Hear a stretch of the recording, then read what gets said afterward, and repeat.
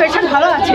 আমরা কালকে খাওয়াতে আমরা চলে গেছি, রাত্রে 12টা 11টা থেকে ফোন করে বললো যে আপনাদের পেশেন্ট অবস্থা পুরো খারাপ, আপনারা বাড়ির গার্জিয়ান আসেন।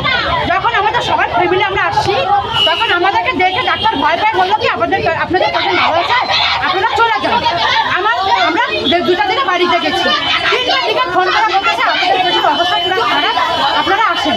3টার দিকে আশা করে বলো ডাক্তার যে ভালো আসে পেশেন্ট, আপনারা 8টার দিকে আসেন। আপনাদের পেশেন্ট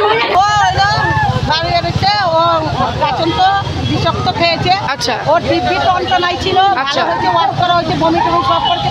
ও যেদিন ভর্তি করেছে আমরা বিকালে টনটনা কথা বলেছি, রাত 11টা বাজে ফোন করছে ওর স্বামী ওর মেয়ে কথা বলে গেছে, তখনও বলছে ঠিক আছে। তাহলে এই নাচ সময় কেন মানুষকে মারার জন্য এরকম ব্যবস্থা করে? এই নাচ